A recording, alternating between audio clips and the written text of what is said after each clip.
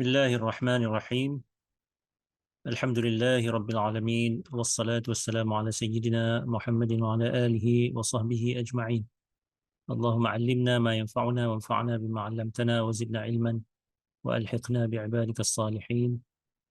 السلام عليكم ورحمة الله وبركاته. Kita kembali ke dalam uh, siri um, tafsir Ad-Durus Al-Hadiyah. Pada malam ni insya-Allah kita akan uh, melalui surah Al-Qari'ah. Surah Al-Qari'ah merupakan surah Makkiyah, diturunkan di Makkah, dan perkataan Al-Qari'ah itu diambil daripada ayat pertama dalam surah Al-Qari'ah ini, sebab surah ini bermula dengan perkataan Al-Qari'ah. Al-Qari'ah ni adalah uh, perkataan yang timbul daripada tiga huruf yang asalnya, iaitu Qaf, Ra, Ain. Daripada tiga huruf tu terbentuk kata kerja, iaitu qara'a. Qara'a ni maksudnya memukul dengan kuat. Jadi memukul dengan kuat sehingga menghasilkan bunyi dentuman. Jadi macam kalau katalah kita gunakan penukul, kemudian kita gunakan penukul tu kita ketuk ke dinding. Bila kena dinding tu dia tum. Itu yang panggil qara'a. Jadi ketika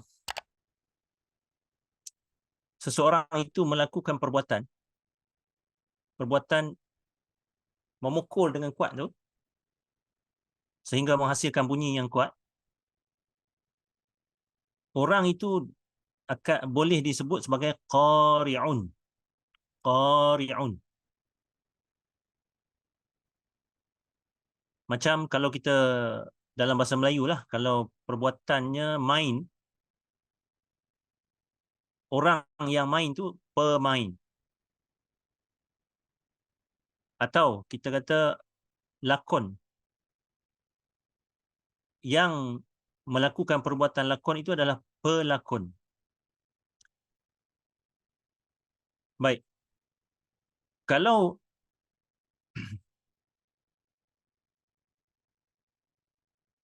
itu kalau kata orang, boleh tak kita sifatkan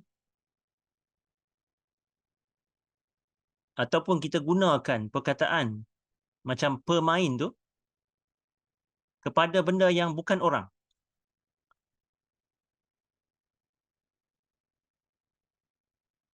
Kepada bukan orang. Jawapan dia boleh. Contohnya kalau kita kata uh, apa, kalau kata dalam bahasa Inggeris lah, contohnya kita kata disc player. Jadi kalau kata disc player tu maknanya alat yang memainkan disc itu. Jadi maknanya player tu bukan merujuk pada orang. Di sini yang memukul ini tidak merujuk kepada orang, bahkan menunjuk kepada kejadian. Kejadian yang memukul dengan kuat. Okey. Jadi kalau kejadian yang memukul dengan kuat, ada satu keadaan yang memukul dengan kuat. Jadi memukul tu jadi macam bahasa kiasan lah.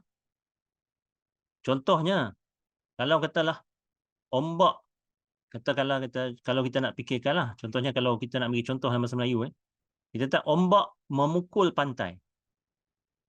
Jadi kita kata ombak tu pemukul. Jadi ombak tu bukannya manusia.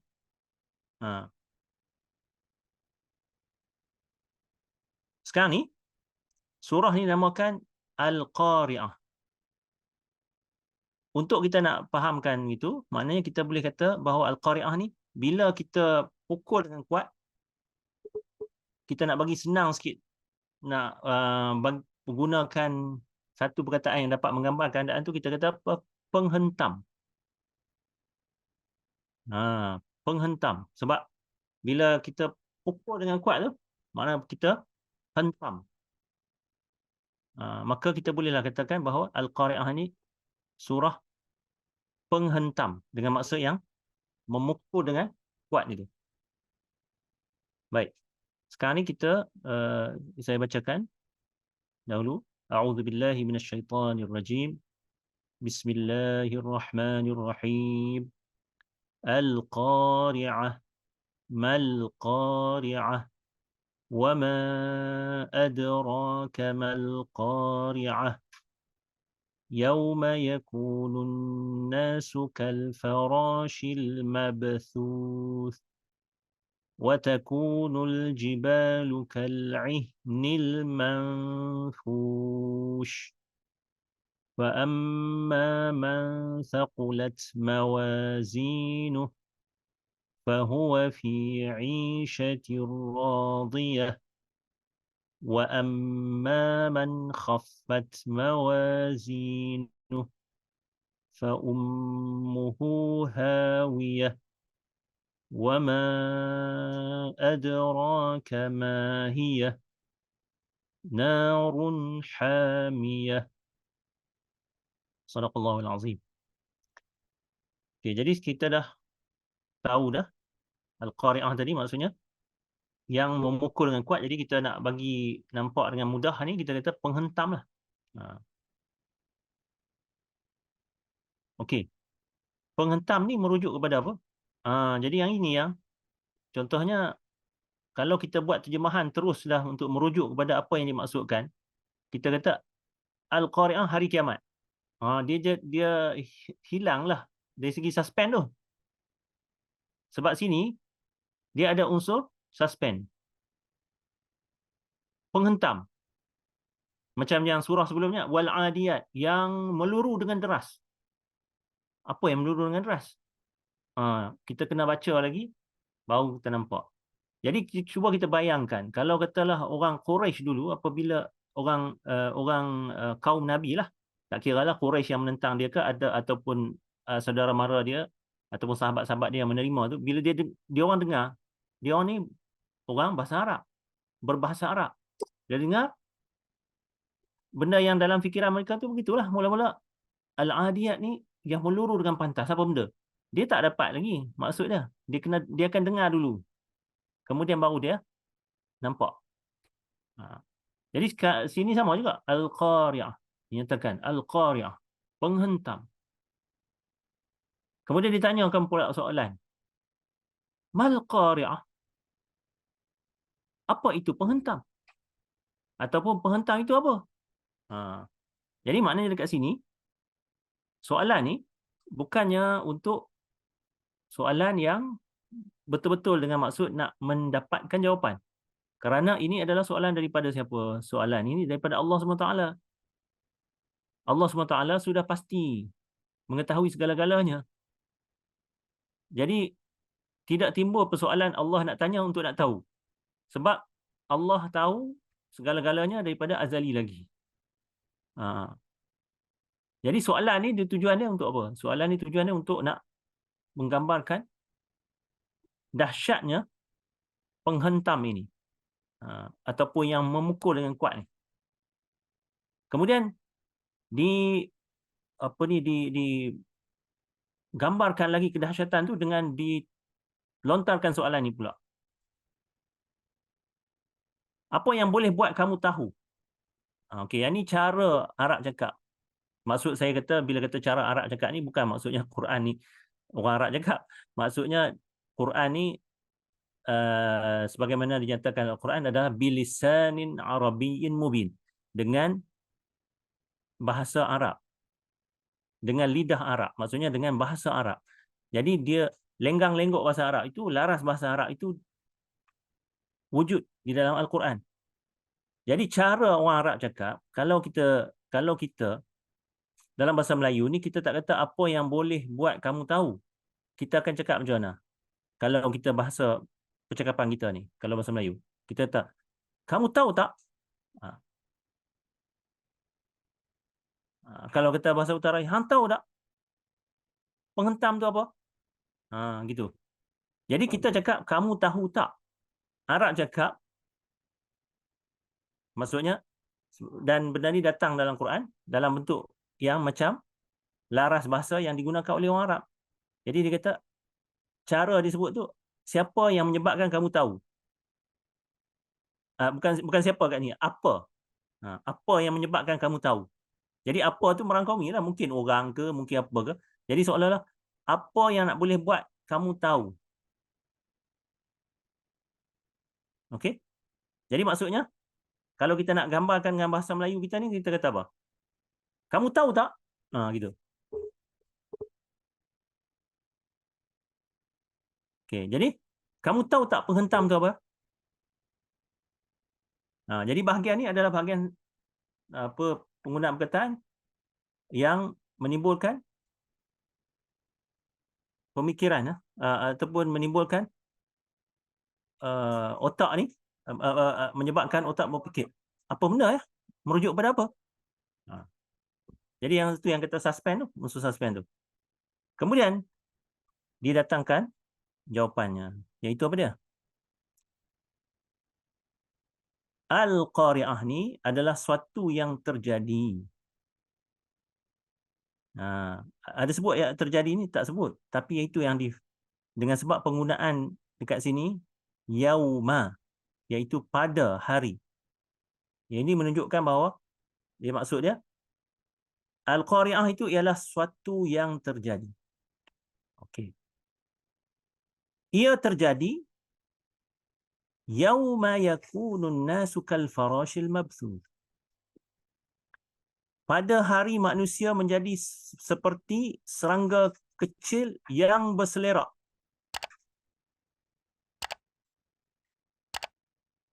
Serangga kecil ni dalam bahasa Melayu saya pun tak pasti jugalah apa ada vocabulary ke tak untuk nak gambarkan maksud ataupun yang ada satu perkataan saja yang menunjukkan kata serangga kecil tu. Macam kalau kita kata, kalau contohnya kalau dekat kampung adalah perkataan agas contohnya. Tapi kalau kita ada kata agas ni, dia seolah-olah macam kita nak kata nyamuk. Dia bukannya agas ni bukannya binatang hak duk kumun satu tempat tu. Tapi maksudnya serangga kecil yang macam terbang-terbang macam kecil-kecil tu, sehingga kan dalam tafsir Pimpinan Rahman dia kata kelkatu. Tapi Al-Farash ni sebenarnya tak semestinya kelkatu. Apa juga serangga yang kecil yang kita kata terbang mata-mata berselerak tu. Jadi yang itu adalah Al-Farash. Jadi kalau katalah contohnya kalau di padang pasir tu, kalau nyalakan api tu, dia akan ada serangga-serangga kecil yang datang tu, datang keliling ke kawasan api tu, kita boleh nampak dia datang tu. Yang itulah adalah Al-Farash. Jadi manusia ni dia jadi seperti serangga kecil yang berselerak.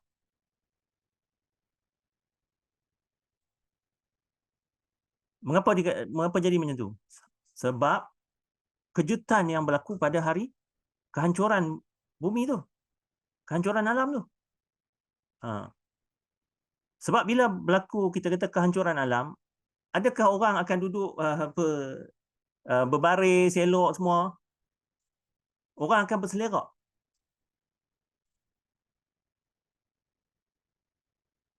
Sepertilah kelkatu ataupun kita kata serangga kecil yang berselerak di keliling api ke di keliling apa pun ke.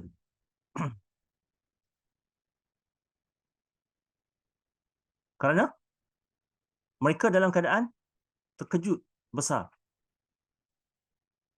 Terkejut besar kerana apa? Itu sekarang baru kita faham. Penghentam tu maksudnya ada berlaku seolah-olah macam bumi ni dihentam dengan satu pukulan yang sangat kuat menyebabkan bumi ni bergegar, pecah, lautnya macam kita kata air laut tu jadi macam tsunami, lepas tu dengan bukit bukau tu berterbangan. seolah-olah bumi itulah telah dihentam dengan kuat. Jadi bila begitu, dengan bumi ni merata-rata merekah ni, apa ni, tanah runtuh dan sebagainya, jadi manusia ni dia akan duduk, semua pakat duduk apa ni, line up, berbaris elok-elok apa semua, macam perbarisan dekat sekolah. Tak ada, dia akan berselerak. Di sana di sini. Kemudian wa takunul jibal kal'ihnil manfush. Dan gunung ganang menjadi seperti bulu yang terlelai.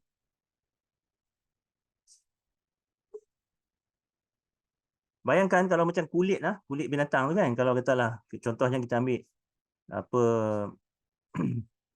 kita ambil contoh kalau kata lembu yang disembelih tu, kan kulit dia tu ada bulu-bulu tu. Jadi bulu tu terlerai. Sebab tu dalam tafsir Pimpinan Rahman dia kata berterbangan. Dia sebenarnya asal-asal al-manfush ni terlerai tu. Jadi maknanya kalau katalah macam bulu-bulu kecil yang ada dekat kulit lembu ke contohnya, ataupun kulit kambing ke apa ke, apabila dia terlerai tu, dia berterbangan lah. Jadi nak cerita kata Gunung Ganang ni, Bukit Bukau ni, dia pecah habis. Terlerai jadi macam bulu.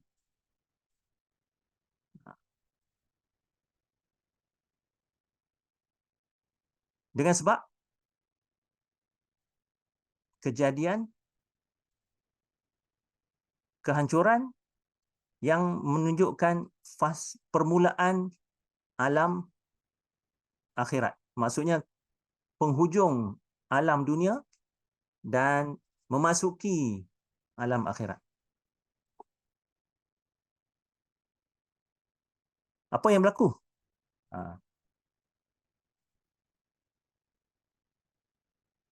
Malam ni kita satu surah ni tak panjang sangat. Okey, jadi mungkin 20 minit, 30 minit, 20 minit, 30 minit settle.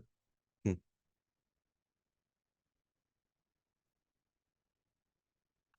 Kalau kita tengok tadi, ni cerita pasal kehancuran ya, fasa kehancuran. Selepas fasa kehancuran, apa yang akan berlaku? Dia tak ada dalam surah ni. Kita tahulah daripada surah yang lain dan juga daripada apa yang Nabi ceritakan, ada nafkhatun ukhra, ada tiupan sangkakala yang kedua menyebabkan manusia semua bangun. Bangkit semula. Jadi yang ni orang kata fast forward. Kalau kita nak guna perkataan tu. Fast forward terus ke situasi dekat penghakiman manusia. Tak sebut dah kata manusia ni dibangkitkan semula dulu apa semua ni. Terus ke fasa penghakiman. Tapi maknanya di celah-celah ni maksudnya manusia akan dibangkitkan semula, kemudian semuanya digerakkan semua ke mahsyar dan daripada situ akan berlaku hisab, berlaku penghakiman. Kesimpulan kepada penghakiman tu ini. Fa amma man thaqulat mawazinuh fa huwa fi 'ishatir radiyah. Justru sesiapa yang timbangannya berat, dia akan berada dalam kehidupan yang disenangi. Timbangannya berat. Ada sebut ke timbangan apa yang berat ni? Timbangan dosa dia yang berat ke? Timbangan pahala dia ataupun kebaikan dia? Dalam Quran tak sebut secara jelas. Tapi kita fahamlah. Iaitu dengan sebab yang berada dalam kehidupan yang disenangi, maksudnya timbangannya berat tu timbangan kebaikannya. Jadi maknanya sesiapa yang timbangan kebaikan dia berat, maksudnya apabila ditimbang kebaikannya berat berbanding dengan kejahatannya ataupun dosa dia. Apa yang akan berlaku? Allah SWT mengampunkan kekurangan dia tu. Dia akan berada dalam kehidupan yang disenangi. Kehidupan yang disenangi.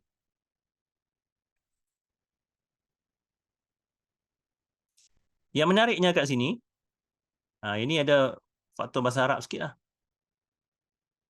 Disenangi ni, disenangi ya. Kita pun tahu kalau disenangi ni maksudnya kata kerja pasif. Kalau disenangi ni betul-betulnya dalam bahasa Arab ni dia macam mana?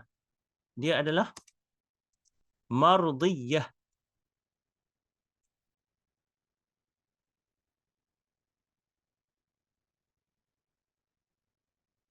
Dia bukan radiyah.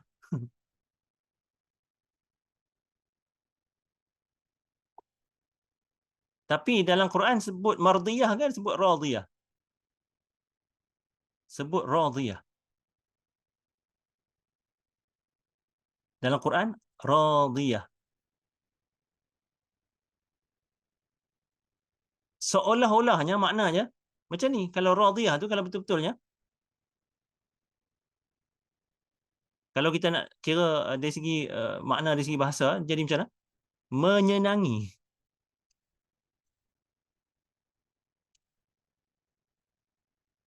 Okey. Menyenangi maksudnya macam mana? Maknanya kehidupan tu menyukai. Maknanya kalau kata ada kehidupan ni, kita pergi masuk dekat tempat tu, kehidupan tu suka kat kita. Rasa senang terhadap kita.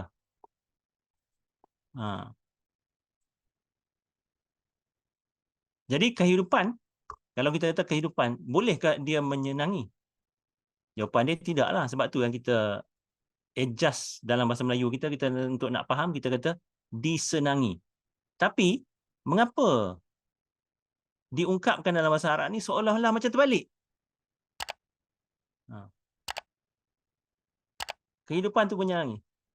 Kerana apa? Kerana menggambarkan bahawa apabila orang yang kehidupan yang disenangi itu berlaku dekat mana? Kehidupan yang disenangi itu adalah di dalam syurga Allah SWT. Jadi maknanya di dalam syurga ni, bila di dalam syurga ni bagaikan tempat untuk kita nak hidup tu redha kepada kita. Kalau kita yang timbangan kebaikan kita berat. Jadi maknanya kita sendiri happy kalau kita yang Allah SWT kurniakan untuk kita berada di tempat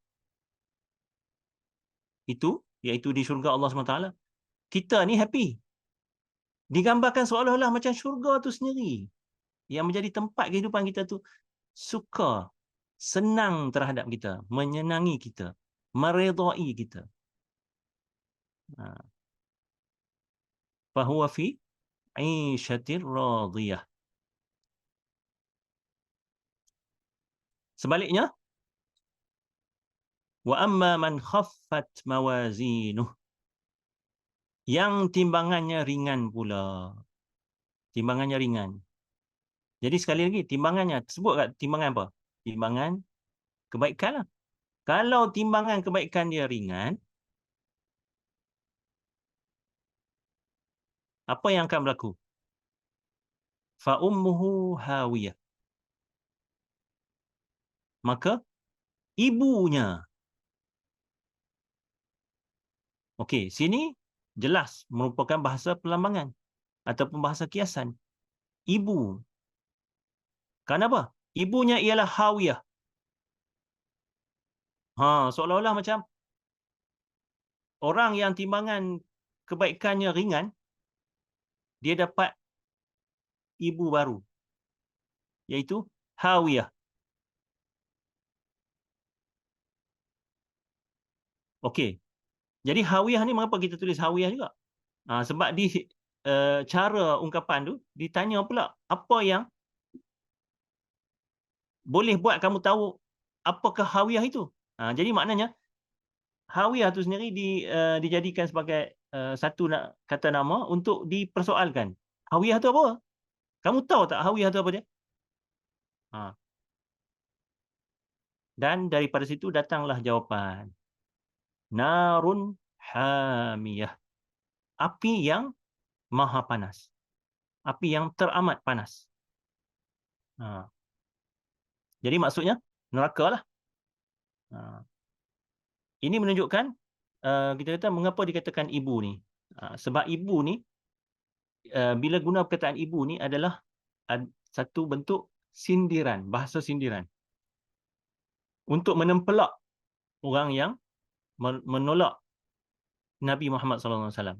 Sebab bila menolak iman, menolak untuk percaya kepada kebenaran, apa yang akan berlaku? Automatik timbangan kebaikan tu akan ringan. Mengapa kata ringan? Sebab yang nak boleh jadi berat ni apabila iman ada. Iman ni jadi macam wadah. Bila ada iman, barulah kebaikan dia akan naik diletak atas tu. Itu adalah asas. Iman tu adalah asas. Barulah kebaikan dia jadi ada beratnya. Tapi kalau katalah orang yang tidak menerima kebenaran, dia tak ada iman. Bila dia tak ada iman tu, dia tak ada wadah, benda yang nak asas untuk nak bina tu. Jadi sebab itulah dia punya timbangan dia ringan. Kerana tak ada benda. Kita tak, kebaikan dia ada buat. Mungkin tolong orang ke apa semua. Macam kalau kita ada bakul tu di bawah tu tak ada dasar dia. Dasar bakul tu tak ada. Jadi semua tak ada satu yang lekat. Jadi sebab itu yang pentingnya keimanan. Keimanan tu asasnya daripada akidah yang kita tanamkan dalam jiwa lah, dalam hati kita. Jadi digunakan perkataan ibu ni kerana apa? Ibu ni adalah lambang kepada kasih sayang. Jadi ibu ni dia memberikan kesenangan. Kalau tengok tadi di atas ni yang disenangi. Bayangkan kalau katalah okey, sekarang ni dalam bilik tu ada ibu kamu. Silakan pergi jumpa. Macam mana? Dia akan, orang yang kata mungkin lama tak jumpa dengan ibu, dia akan rasa gembira dan seronok. Dapat peluk ibu contohnya. Jadi itu yang memberi kebahagiaan kepada dia. Jadi yang ni digunakan bahasa sindiran. Ada. Kamu akan menemui ibu kamu. Tapi ibu kamu itu adalah hawiyah.